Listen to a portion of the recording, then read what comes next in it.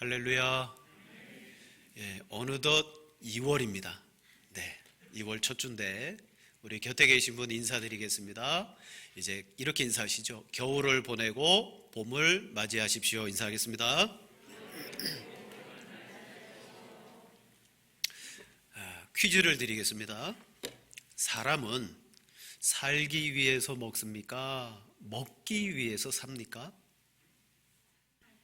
먹기 위해서 산다고요? 당연하죠.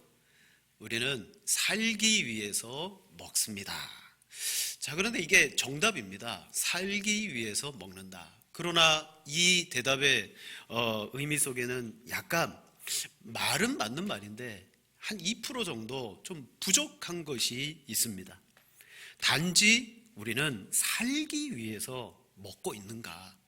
어떻게 보면 먹는 것 자체도 중요하지만 살아감을 위해 먹는가? 왜 그러냐면 이 명제 속에는 커다란 문제가 있어요. 분명히 우리는 살기 위해서 매일 하루 세 끼 꼬박꼬박 먹는데 그렇게 먹음에도 불구하고 결국은 삽니까 죽습니까?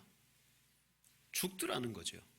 살기 위해서 먹음에도 불구하고 그렇게 살아가려고 애썼는데 우리는 죽게 됩니다. 즉 살기 위해서 먹는 그 양식이 우리를 영원토록 살게 할 수는 없다라는 것을 발견합니다. 그래서 예수님은 요한복음 6장에서 정말 우리가 살기 위해서 먹어야 되는 또 우리의 사는 문제를 주님은 이렇게 해결해 주셨어요. 요한복음 6장 48절 51절 말씀입니다.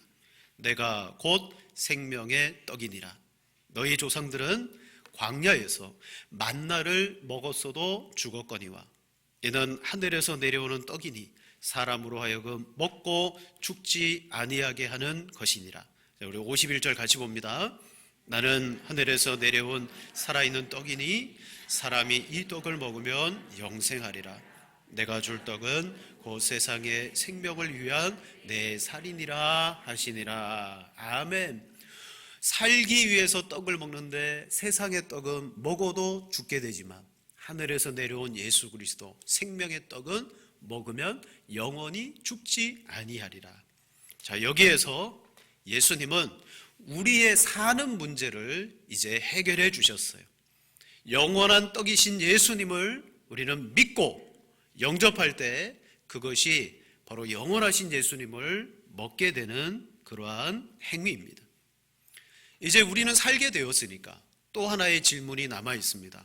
그러면 무엇을 위해서 살아야 되느냐?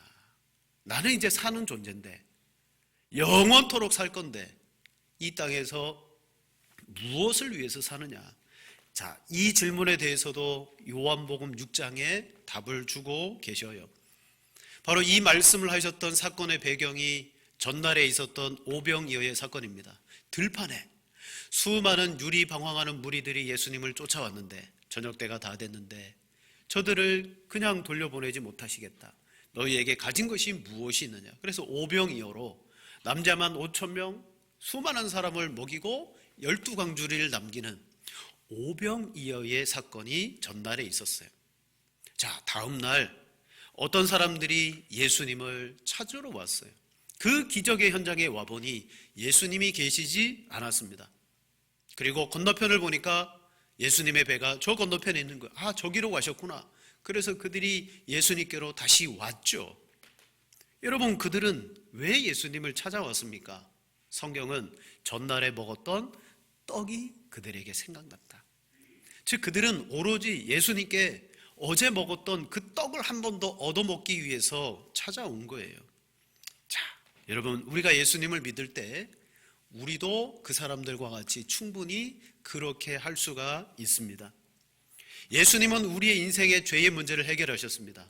뿐만 아니라 우리 인생에 예수님은 모든 문제의 주인이 되시고 그것을 해결하실 수 있는 분입니다.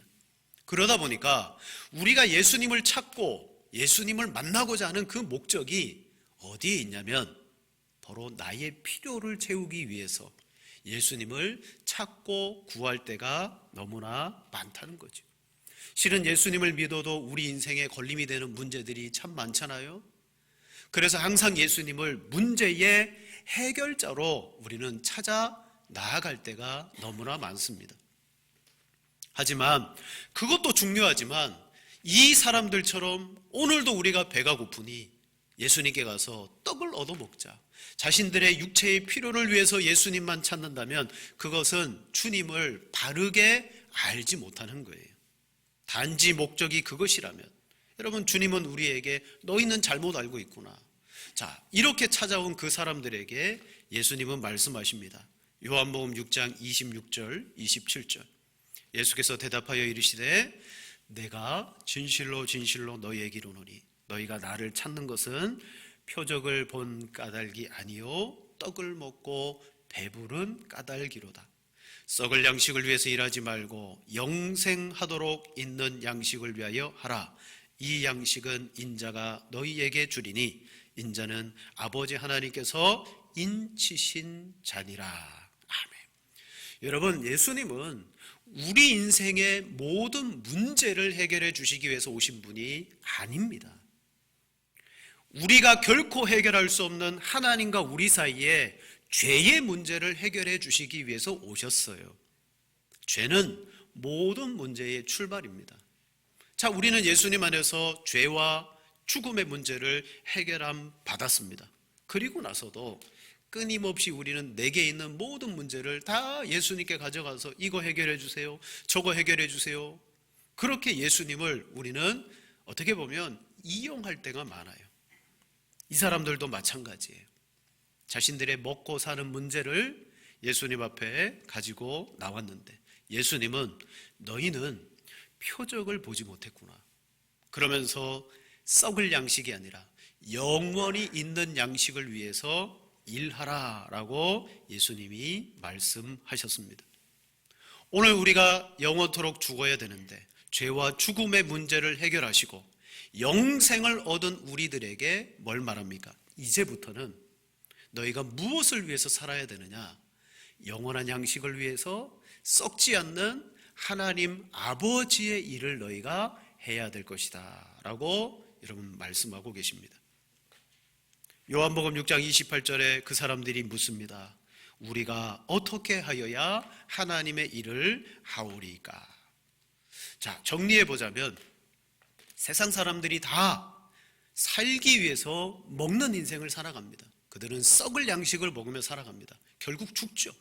그러나 우리는 하늘에서 내려온 생명의 떡이신 예수님을 먹음으로 우리는 영원히 죽지 않습니다.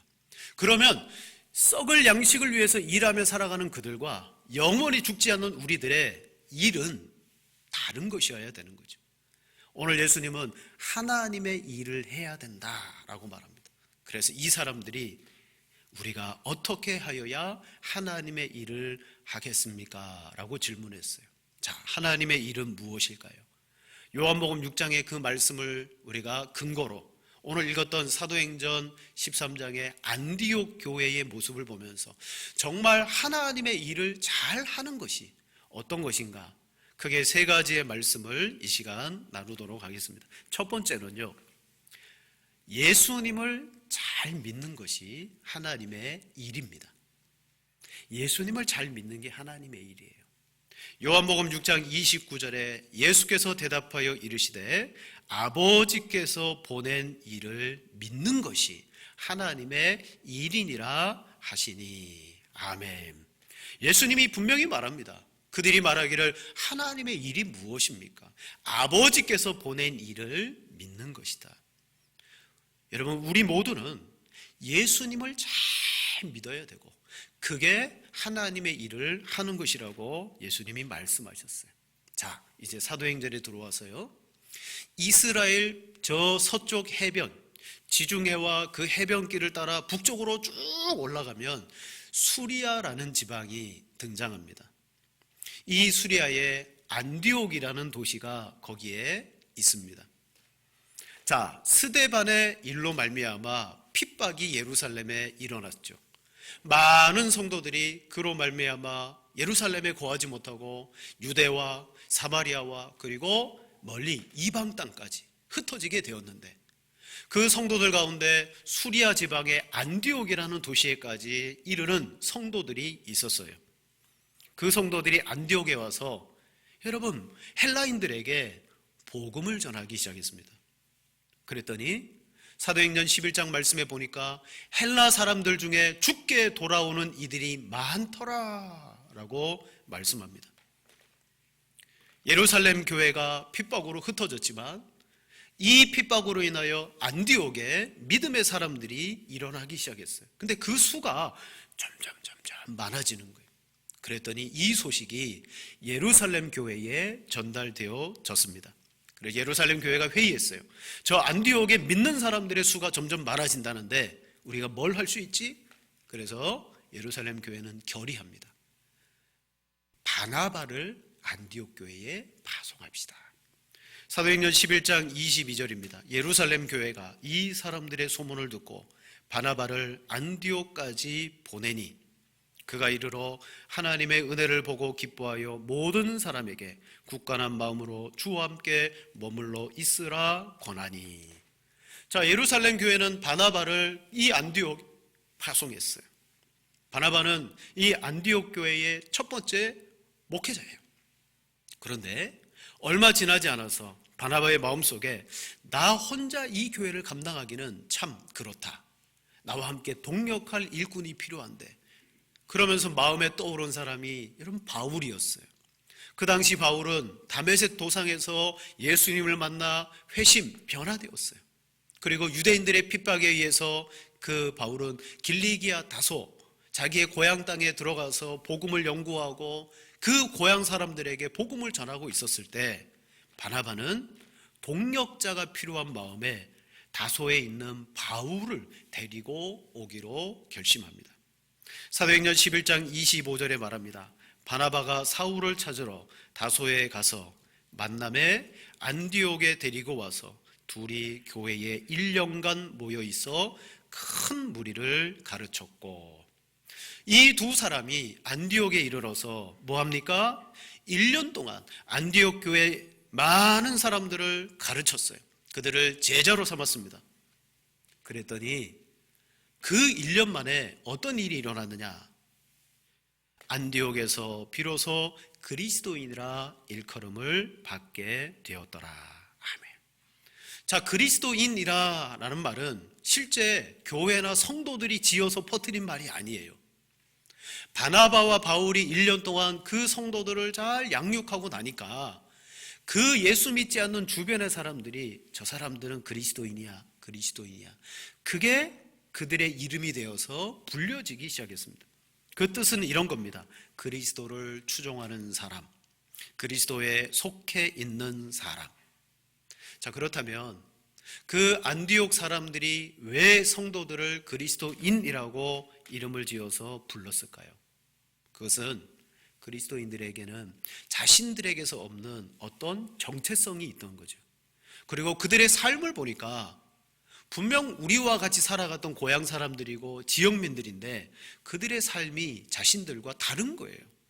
자, 지금도 간간히 좀 신조어들이 만들어지는 말들이 있습니다. 뭐 무슨 세대, 그죠?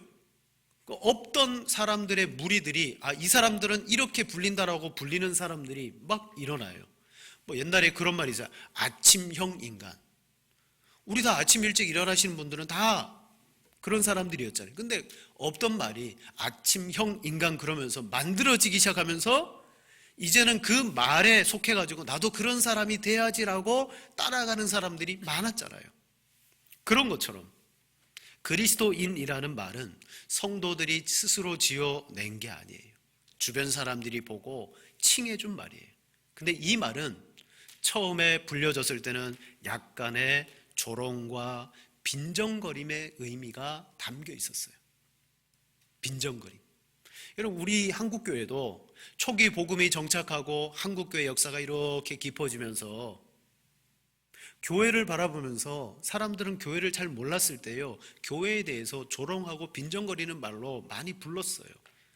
교회를 가면 뭐 연애한다 그래서 예배당이 아니라 연애당이라고 부르고, 그렇죠?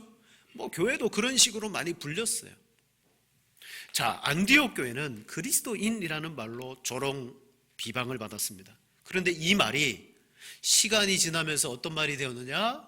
사람들에게 여러분 명예로운 말이 되었어요. 조롱의 말이 점점 바뀌어서 저 사람들은 참 삶이 고결하고 우리와는 달라.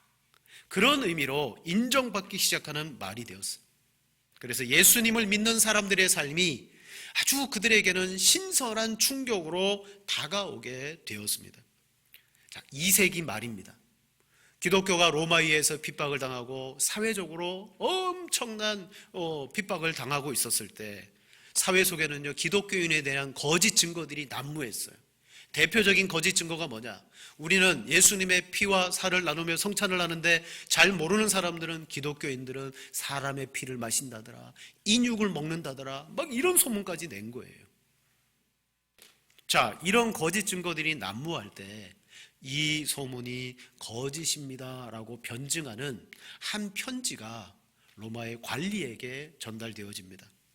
그 편지의 제목이 이런 거예요. 디오그네투스에게 보내는 서신.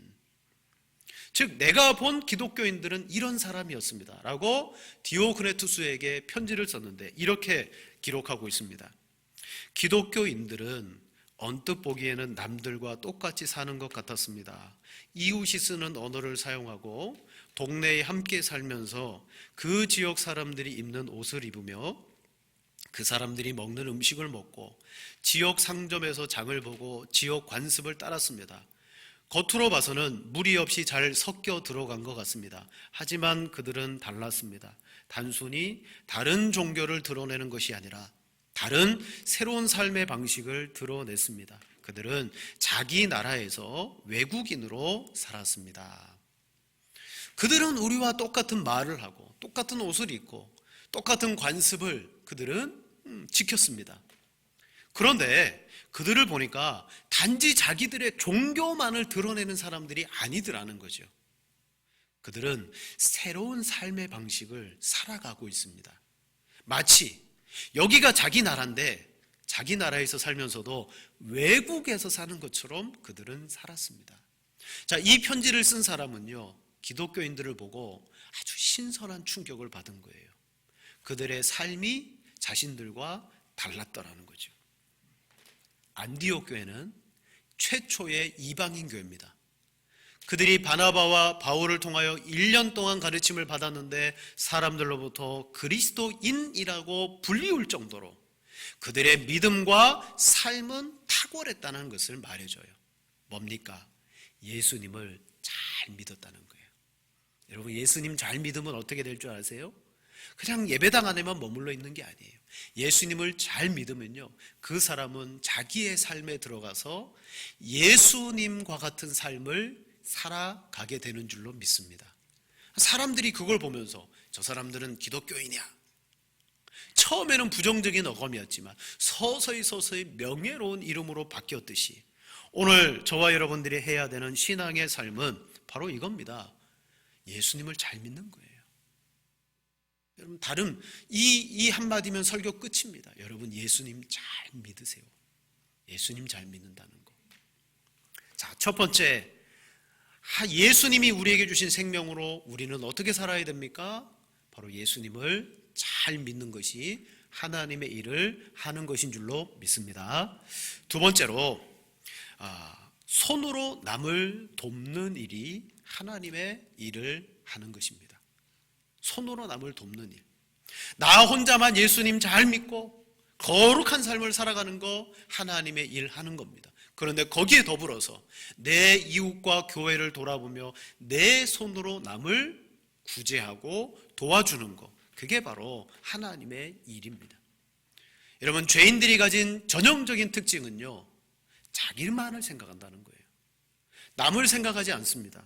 항상 내 안에 탐심이 있어서 어떻게 하면 내가 더 많은 것을, 좋은 것을 가질까, 자기 중심적으로 여러분 자기만을 위해서 살아가는 사람이 바로 죄인이에요. 그러나 그리스도 예수의 사람은, 성경은 말합니다, 나보다 남을 더 낮게 여기고 또한 우리의 삶은 그의 나라와 그의 의를 구하는 삶이라고 예수님이 말합니다.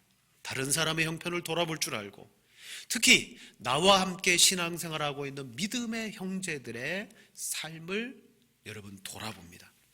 자, 안디옥 교회는 예수님을 잘 믿음으로 하나님의 일을 했습니다. 그런데 그것만 한 거냐? 아니요. 11장의 말씀을 쭉 보니까 그들은 믿음의 형제들이 어려움을 겪었을 때 선행과 구제로서 하나님의 일을 했습니다. 사도행전 11장 27절 28절에 말합니다. 그때에 선지자들이 예루살렘에서 안디옥에 이르니 그 중에 아가보라 하는 한 사람이 일어나 성령으로 말하되 천하에 큰 흉년이 들리라 하더니 글라우디오 때에 그렇게 되니라. 아멘. 예루살렘에서 선지자들의 무리가 내려왔습니다. 초대교회 그 당시에는 선지자들이 함께 활동했습니다. 그때 아가보라는 사람이 일어나 성령으로 말하기를 천하에 큰 흉년이 들 것이다. 근데 언제 들었다? 글라우디오 황제 때 흉년이 들었다. 서기 45년부터 48년까지 역사적으로 큰 흉년이 들었어요. 자, 문제는 뭡니까? 흉년이 안디옥에도 들었겠지만 예루살렘에게도 흉년이 든 거예요. 예루살렘은 여러모로 고난을 겪고 있습니다. 스데반의 일로 예수님을 믿는 것으로 많은 핍박과 고난을 받는데 거기에 흉년까지 겹치니까, 자, 예루살렘 교회의 신앙생활은요, 성도들이 이렇게 가지고 물건들을 또 물질들을 가난한 사람들에게 다 나누어 주는 그러한 일을 했어요. 근데 문제는 뭡니까? 흉년이 드니까 가난한 사람들은 많아지는데 누군가 물질을 주고 헌금을 하고 구제하라고 쓸 것을 줘야 나누어 줄 수 있는데 나누어 줄 게 없는 거예요. 그러니까 예루살렘 교회는요, 흉년 안에 점점 가난해지기 시작했습니다. 이때 외부의 도움이 없이는 절대 살아갈 수 없는 예루살렘 교회를 안디옥 교회가 중요한 결의를 하나 하게 되죠. 사도행전 11장 29절 30절에 제자들이 각각 그 힘대로 유대에 사는 형제들에게 부조를 보내기로 작정하고 이를 실행하여 바나바와 사울의 손으로 장로들에게 보내니라. 아멘. 여러분, 교회를 세우고 교회를 돕는 일은 하나님이 하시는 일입니다. 하나님은 지금 이 안디옥 교회를 사용하셔서 그들도 힘들 거예요. 천하의 흉년이 들었으니까. 그러나 이 교회는 저 예루살렘 교회가 힘들어하니 우리가 구제 헌금을 해서 저들을 돕는 것이 당연하다라고 생각하고 바나바와 바울을 통하여 보내어 주었어요. 자, 이 안디옥 교회는 어떤 마음으로 했겠습니까? 사도 바울은 성경에서 여러 교회들에게 연보, 구제 헌금을 요청했을 때 왜 이것을 해야 되는지에 대한 원리를 설명합니다. 로마서 15장 27절에 말하기를 저희가 기뻐서 하였거니와 또한 저희는 그들에게 빚진 자니 만일 이방인들이 그들의 영적인 것을 나눠 가졌으면 육적인 것으로 그들을 섬기는 것이 마땅하니라. 아멘. 자, 왜 해야 된다고요? 두 가지 이유입니다. 우리는 빚진 자다. 여러분, 빚을 졌으면 갚아야 되잖아요. 어떤 빚을 졌느냐? 이방인들이 그들의 영적인 것을 나누어 가졌으니, 즉 복음을 받았다는 거예요. 안디옥 교회는 예루살렘 교회가 핍박을 받음으로 성도들이 들어와 복음을 전해서 세워진 교회예요. 안디옥 교회는 예루살렘 교회의 영적인 복을 받은 거예요. 빚을 진 거예요. 그러므로 육적인 것으로 그들을 섬기는 것이 마땅하다. 여러분, 이게 안디옥 교회 성도들에게요 그대로 들어갔어요. 우리가 예루살렘 교회에 큰 은혜의 복을 받지 않았느냐? 저들이 흉년의 고난과 어려움을 당하는데 우리가 돕는 것이 당연하다. 자, 1년 동안 바울과 바나바가 그들을 가르쳤을 때 그들은 그리스도인으로서 사람들에게 인정받는 사람들이 되었을 뿐만 아니라 이제는 예루살렘 교회를 돕는, 구제하는, 도와주는, 보내는 그런 교회로 성숙해졌어요. 성숙한 사람의 특징은 바로 이겁니다. 자기를 생각하는 게 아니라 항상 먼저 다른 사람을 생각하는 거예요. 이 안디옥 교회가 그들도 어렵겠지만 예루살렘 교회를 생각했다는 거, 이게 믿음 안에서 얼마나 교회가 잘 자라났고 성숙했는가를 여러분 말씀해 주고 있습니다. 사랑하는 여러분, 오늘 우리가 하나님이 주신 은혜와 복을 우리는 많이 받아 누리고 있습니다. 근데 우리 주변에 또 많은 사람들과 교회들이 참 힘들고 어려운 하소연들을 많이 할 때가 있어요. 그럴 때 우리는 어떻게 해야 될까요? 듣고도 모른 척할 게 아니라 하나님이 우리에게 영적인 복을 주셨음에 육적인 것으로 우리가 함께 나누는 것이 하나님의 일을 하는 성도요 교회인 줄로 믿습니다. 예수님은 이렇게 구제하고 다른 사람을 돕는 일에 대해서 이런 말씀을 주셔요. 마태복음 6장 4절 말씀, 저희 함께 읽겠습니다. 내 구제함을 은밀하게 하라. 은밀한 중에 보시는 너의 아버지께서 갚으시리라. 아멘. 우리는 하나님께 구원이라는 영생이라는 놀라운 선물을 받았습니다. 우리는 그 선물로 우리가 마땅히 해야 될 게 뭡니까? 기쁨과 감사로 하나님이 내게 이 영생의 복을 주셨으니 은밀하게 다른 사람을 구제하고 돕는 일을 우리가 하는 거죠. 교회도 하는 거예요. 그럴 때 하나님은 이 모든 것에 대해서 뭐 해주신다? 갚아주시리라 라고 말합니다. 물론 이것을 우리가 이 땅에서 더 큰 복으로 주시겠지, 그런 마음을 품는 게 아니라 우리가 받을 수 없는 하나님의 놀라운 은혜로 하나님 채워주실 거야. 자, 떡을 먹고 영생을 얻게 된 우리들, 예수 그리스도로 말미암아 영생을 얻게 된 우리들, 이제 주님은 우리를 통하여 하실 일이 뭘까요? 바로 내 손으로 할 수 있으면 다른 사람들을 도와주고 그들을 위해 우리의 것을 보내어주는 일을 하나님의 일이라고 오늘 성경은 가르쳐 줍니다. 마지막 세 번째로 여러분, 사람을 보내는 것이 하나님의 일입니다. 오늘 우리가 읽었던 본문 말씀에 안디옥 교회 안에는 바울과 바나바뿐만 아니라 여러 지도자들이 세워졌다라고 말합니다. 그들이 함께 모여 금식하며 하나님을 섬기던 중에 성령의 지시하심을 받죠. 2절에 주를 섬겨 금식할 때에 성령이 이르시되 내가 불러 시키는 일을 위하여 바나바와 사울을 따로 세우라 하시니. 현재 안디옥 교회는 이방인 교회 중에 첫 번째 교회입니다. 바나바와 바울을 통하여서 참 아름답게 성장하고 있는 교회입니다. 교회 밖의 외인들에게는요, 그리스도인이라는 칭호를 받으면서 참 신선하고 그리고 거룩한 삶을 나타내고 있는, 잘 자라가고 있는 그러한 교회입니다. 그리고 흉년을 맞아 가난해진 예루살렘 교회를 적극적으로 구제하고 도울 정도로 성숙한 교회였어요. 이 교회의 중심에 바로 바나바와 바울이라는 두 사람이 있습니다. 근데 이 두 사람은 이 안디옥 교회를 공동 목회하는 담임 목사예요. 담임 목사. 근데 본문에서 안디옥 교회가 뭘 결의합니까? 이 두 사람을 선교사로 파송하기로 결의합니다. 해외 선교, 복음 전파를 위하여 과감하게 우리의 이 두 목회자를 보내자라고 결의하고 있습니다. 여러분, 이걸 뭐라고 말하느냐? 파격적이다. 파격적이다. 또는 엄청난 모험이다. 그렇게 말할 수 있어요. 안디옥 교회는 이제까지 보아왔듯이 그들은 내부적으로 쌓아만 가는 교회가 아니었습니다. 할 수만 있으면 우리의 것을 보내고 베풀고 그리고 나누며 섬길 줄 아는 그런 교회였는데, 최종적으로는 무엇까지 섬긴다? 우리 교회의 중요한 기둥인 바울과 바나바를 파송하자라고 여러분 결의할 정도로 그런 교회가 되었어요.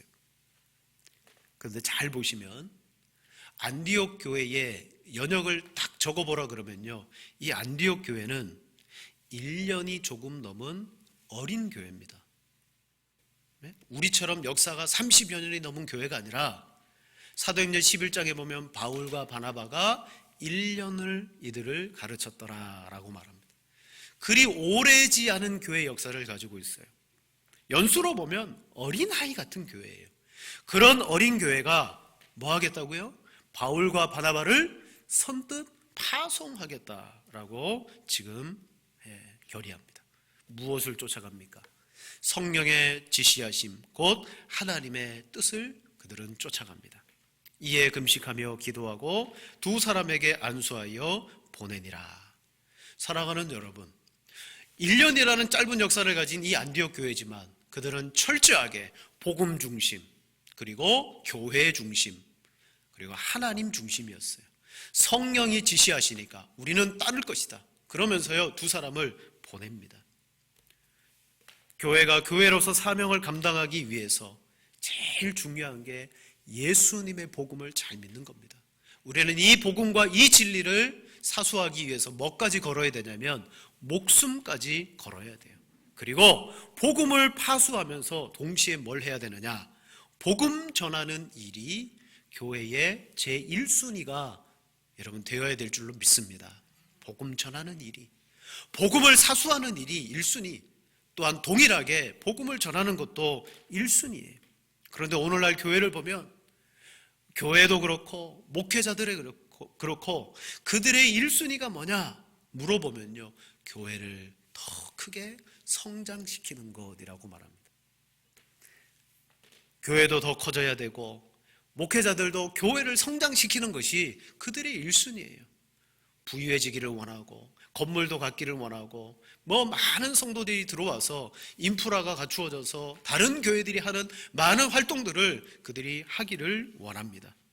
그런데 문제는 성경을 보면 정말 그렇게 커지고 성도의 수가 많아지는 교회가 좋은 교회이냐? 오늘 안디옥 교회를 보면 연수도 짧습니다. 그들의 인원이 많지 않을 거예요. 그러나 그들은 복음을 파수하고 말씀대로 살며 할 수 있으면 구제헌금도 보내고 하나님의 일꾼을 보내며 우리뿐만 아니라 하나님이 하시는 일에 적극 순종하는 교회였더라라는 사실입니다. 여러분, 부흥은 언제 일어날까요? 우리가 아끼고 교회 안에 쌓아놓고 아무것도 내보내지 않고 우리끼리 다 모여가지고 계속 쌓아갈 때 부흥이 일어날까요? 그렇지 않습니다. 하나님의 부흥은요, 첫째, 복음을 잘 믿고 성령 하나님의 인도하심에 순종할 때 그 속에 부흥이 일어나게 되는 줄로 믿습니다. 자, 말씀을 정리하겠습니다. 저와 여러분들은 이제는 먹고 사는 문제가 해결된 사람이에요. 썩을 양식을 위해서 살아왔던 우리 인생이 예수 그리스도 안에서 영생하는 양식을 먹음으로 이 땅에 살아가도 우리는 영생의 삶을 사는 존재가 되었습니다. 그러나 문제는 우리는 영원히 사는 존재가 되었음에도 불구하고 살아가는 삶의 방식 속에 여전히 나를 위하여, 나의 필요와 내 문제 해결만을 위하여 우리는 살아갈 때가 너무 많습니다. 그때 예수님이 말합니다. 썩을 양식을 위해서 일하지 말고 영생하는 양식을 위해서 일해라. 하나님의 일이 무엇입니까? 바로 예수 그리스도를 믿는 일이다. 여러분, 예수님을 잘 믿는 여러분이 되시기를 바랍니다.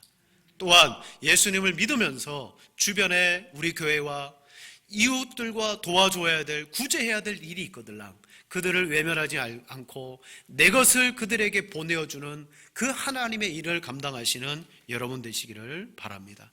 더 나아가 오늘 우리는 복음에 비쳤습니다. 그지요? 영적인 복음의 빚을 가지고 있습니다. 이제 이 빚을 누구에게 갚아야 될까요? 아직 복음을 받지 못한 그 사람들에게 우리는 이 빚을 갚아야 될 줄로 믿습니다. 그들을 위하여 수고하는 선교사들과 그들을 위하여 헌신하는 많은 사역과 기관들에게 우리가 못 나가니 대신 일해 주십시오. 물질을 보내야 되고요. 그리고 이제 우리도 정말 우리 교회의 이름으로 귀한 선교사를 파송해서 그 선교사를 통하여 우리의 빚짐을 여러분 갚아내는 일에, 하나님의 일을 하는 일에 우리가 매진해야 될 줄로 믿습니다. 무엇을 위해서 살아갈까? 여러분, 이 예배와 주일을 보내며 고민하시고 기도하시면서 이 안디옥 교회의 모습을 보면서 참 신앙이 어리지만 그들은 하나님이 기뻐하는 일을 다 하고 있구나. 우리도 그런 성도 교회가 되어야 되겠다. 자, 마지막으로 로마서 14장 7절과 9절 말씀을 함께 읽으면서 오늘 말씀에 마무리를 짓고자 합니다. 우리는 이 말씀대로 정말 살아야 될 줄로 믿습니다. 우리 7절부터 9절까지 세 절의 말씀을 다 같이 봉독하시겠습니다. 우리 중에 누구든지 자기를 위하여 사는 자가 없고 자기를 위하여 죽는 자도 없도다. 우리가 살아도 주를 위하여 살고 죽어도 주를 위하여 죽나니 그러므로 사나 죽으나 우리가 이를 위하여 그리스도께서 죽으셨다가 다시 살아나셨으니 곧 죽은 자와 산 자의 주가 되려 하심이라. 아멘. 죽은 우리를 주님이 살려내셨습니다. 나는 이제 나를 위해서 사는 자가 아니라 이제는 주를 위해서 사는 자요. 그런 교회가 되어져야 될 줄로 믿습니다. 하나님의 일을 하는 교회, 그런 성도가 되시기를 축복합니다.